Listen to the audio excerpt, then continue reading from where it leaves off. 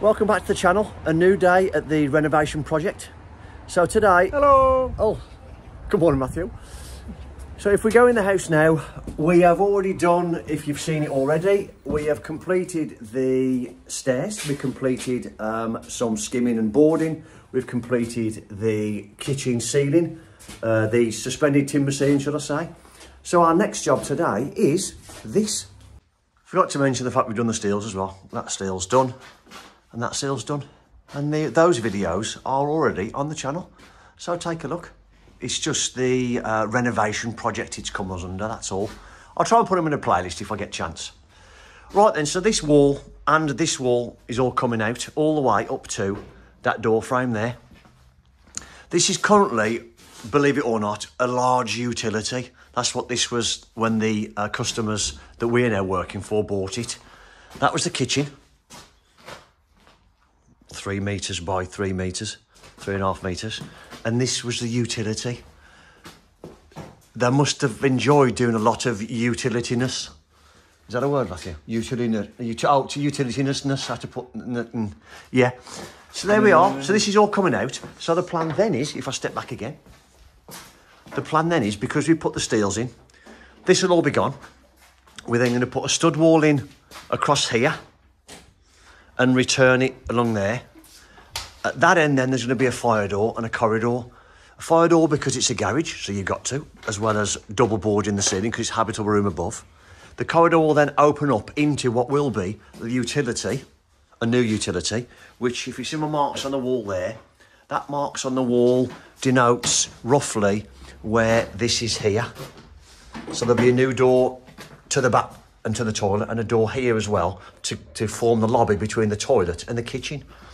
And then this area across here to the roughly about there really, across here and all the way back to there. And then in this area will all be kitchen, all this. And then the plan then is that this part will be almost like a sort of an open dining space, but I think the customer wants bifolds here or some kind of doors of some kind, which would be quite nice, so they can section it off. So there we are. That's what we're going to do then, isn't it, Matt? We're going to smash it. Literally, we're going to smash it, yeah. What I'm going to talk to you about later on, though, is things you should be looking at when you're taking walls down in your home. We've already established one thing that needed doing before we had to start, and that was take the asbestos down. That's got to be done by a specialist. Got to be. I wouldn't even entertain it yourself unless you've had a chat with your local council and they can supply you with proper asbestos bags, which, if I've got it correct, from what I know of it, and I'll stand corrected in the comments, that if the customer, i.e. if it was my house and I want to take this asbestos ceiling down, that's fine. I can do that as long as I dispose of it correctly. Now, you used to be able to get asbestos bags from your local council for you then to dump it and arrange, I'm presuming for a fee, to have the bags collected. However, if, like me, you're a tradesperson coming to someone's home, I cannot get rid of that asbestos. I have to have a trained and certificated person to do it. That's just the way it is. Again, I'll stand corrected in the comments if you want to let me know if that is still the case, or if that's not the case, let me know, I'd appreciate it. So anyway, let's get on with some smashing out.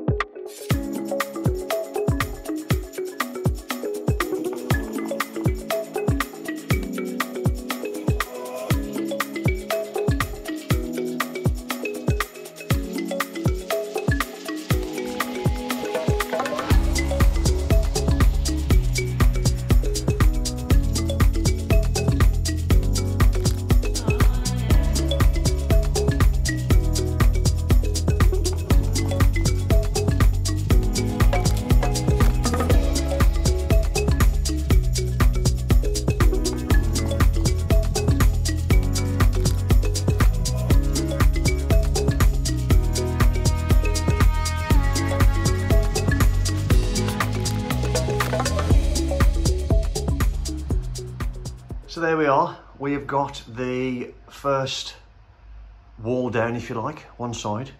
And as you can see, let me just come back a little bit. The plasterboard isn't really stuck to the block. But he said what's happened here is they put the block work in, concrete block, and then they've used bonding, which is fine because Matt uses bonding, don't you, Matt? I do, yeah, for Daddy. But he reckons what they've done here is, one, they haven't used enough. There's not enough surface area, little tiny spots. But what they've done is they haven't sort of pre-treated the wall first with a bit of watered down PVA to stop the moisture being sucked out the bonding. Now, it might have been okay with dab, maybe, potentially, with board adhesive. But even then, you've got to put plenty on.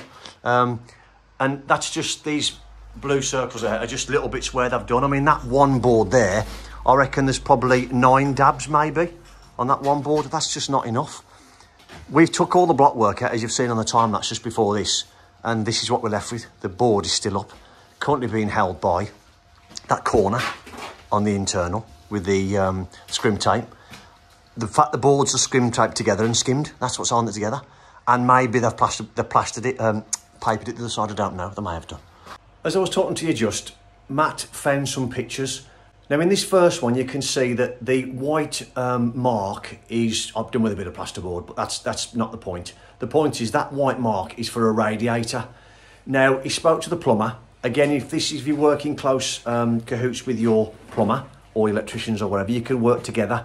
Now Matt's put extra dabs in certain places. The plumber gave him measurements and he's put extra dab in to then account for the tall radiator. When he put the brackets on for fixing, he could make sure that he got the bracket didn't pull through the plasterboard. And the amount of spots you can see there is what you should be looking at per board, really. Another couple of photos here now of what you should be thinking about. Good surface area and plenty on, and not sparse like we've just been looking at this job. Right then, let's crack on, get this board down.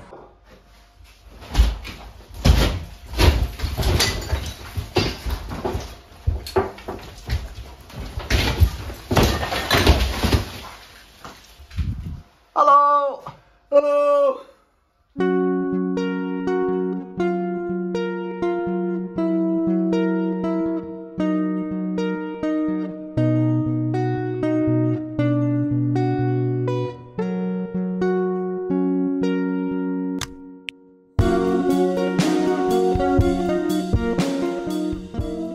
Okay, so what I thought I'd do was, before we carry on taking this wall down, I wanted to go through a couple of things to keep in mind if you, as a keen DIYer, just because there's a lot of variables, again, like when you're putting steels in, when you're taking walls out your home. Majority old houses, I would say, majority of the brick walls are load bearing. This instance, we are confident, 100% certain, that this wall and this wall wasn't load bearing. These are the things that we've looked at. When the ceiling come down, you could see a gap over the top of this, like you can on this one. If I just get this hop up, like you can on this one, look, there's a gap above there, and that was because before the asbestos was removed, this wall was built up to it. Now that means to me that if it was load bearing, these would be sat on the brick wall, and then the roof covering goes against it. That's the way it's done. Very much like here. As you can see, can I get a good shot for you there? Right, let's try that. So you can see there, that would have been the floor joist, ceiling rafter, whichever you want, a ceiling joist. And that is sat on brickwork. That's the way it's done. Thanks, Matt. There we are. That's sat on there, look. That would have been sat on the brickwork, onto a brick, sat in place, and then bricked round like that. That's the way you'd tell. That's one of the signs. This wasn't. It was just built up to the roof covering, and that's it. So clearly put in after. Plus the fact as well, another sign was, this was asbestos to there, which sort of tells us that this was all garage up to this point, which is the back of the house there. This would have been a front to back garage before that bit of extension was put on, because that is a big concrete beam that goes all the way through, look, to carry the back of the house. Right then, the next thing is, and again, this isn't always the case, but the fact that these floor joists are going this way and the wall is going this way stands a chance generally that wall isn't load bearing. Bear in mind, this is block work we're talking about now. So that's just things you need to look at. If you can get a floorboard up upstairs in your house before you take any walls down, you can have a look. And if it's parallel and it's sitting in between the floor joists, then it's not going to be load bearing. What you have got to pay attention to is when, especially in this case, where the wall is going 90 degrees to your floor joists. It stands a chance it's load bearing. Now I can see the size of these joists and the span that I've got. It's sitting on there. It's sitting on the new steel now, but it was sat on brickwork. Sitting on brickwork over there. I'm confident. Right then, so that's a couple of things you need to bear in mind. You also need to bear in mind, when you're taking walls down, what services are buried within the walls. Now, if you look at this as an example, this copper is in this wall. Now, these don't go outside. So if, say for argument's sake, you decided to take this out now, you wanted this out to put French doors in for outside. You think, oh, that goes outside, but it's not. It's in the wall somewhere, and we don't know where at the minute. I'm hoping it's behind the tiles. Now then, the last one I'm going to talk about is stud walls. You can't always presume, especially in newer houses, that stud walls aren't structural. Years and years ago, you didn't use stud walls as structural walls. You just didn't. Now, a lot of newer houses, and I don't know, I couldn't even say from what year that it would have been used, but a lot of house builders now will use timber walls as structural walls. Now, if you were looking at a wall upstairs, thinking about taking a wall upstairs out, there's telltale signs from upstairs as to which way if you've got trusses, which way the trusses are going. Again, if the stud wall was running in line with a truss, in the loft, for example, you pretty much say that's not load bearing. But when you go up in the loft, there's let's say a big prop on top of it for an old style roof now, let's talk about, like a summer beam or a strap for the purling, then it's load bearing. If you were to then try and go upstairs and look at the stud wall and look downstairs, and if there's a wall matching, then it stands a chance it might be structural. So don't presume that stud walls are non-structural. There aren't many signs really, unless you're fully aware of the design of timber frame or timber structural walls. Things like one side's plywooded, it's called a racking wall, or both sides plywooded. And then what you'll find is, let's say for argument's sake, this was a plywood wall now.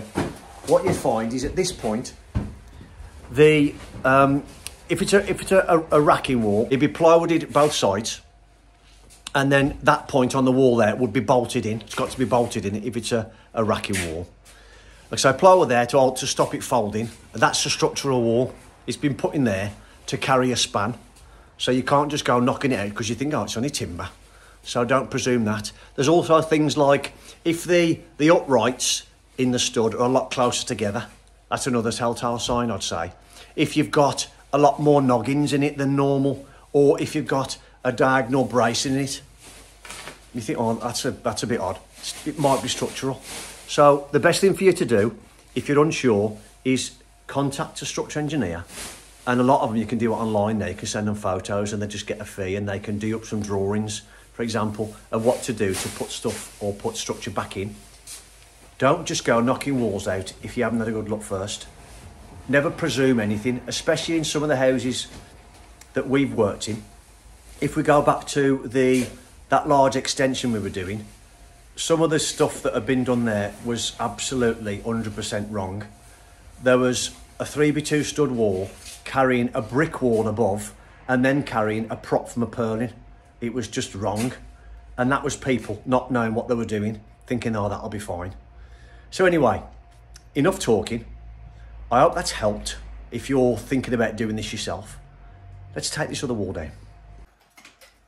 Right, I know I was going to stop talking, but I thought we'd show you this. We've just, started to move, and we just happened to touch this wall, and it was bouncing. And then look at that. Again, this just shows what we were talking about earlier. It's not been dabbed on properly. You can see the dabs have just stuck in, and the bottom, this isn't the ideal. There's damp there, look, as well. So, of course, they've used this, and you can see it all, look. It's all got sort of damp on it. It's got the damp down there. Hang on, let me just turn this on, put me what's it on? In fact, you can smell the damp behind it as well. Shocking, absolutely shocking. Because it looks like they've done here, look, they've cut this part. This has been, obviously been sand cement up to 1 metre for damp, but it's still pulling through because of the level of next door's driveway. And they've obviously cut that back to try and get this in tighter. You see it, look, the line, they've cut it off. Wrong, big bag of wrong. Oh, right, something else to sort out.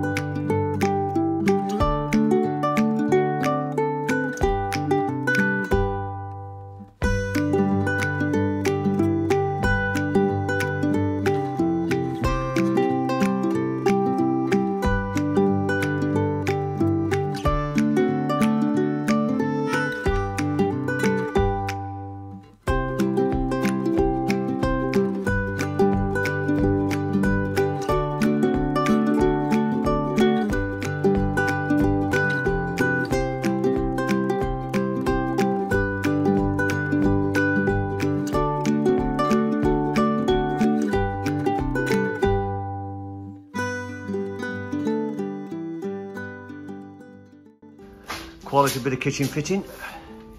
Not fixed the wall at all, other than one place which has got a decent fixing, but that's it. One fixed in there. Tiny little bit of resin holding the old joint together, which has been okay. It doesn't look like it's got damp in it, but there we are. That's quality. That is absolute quality.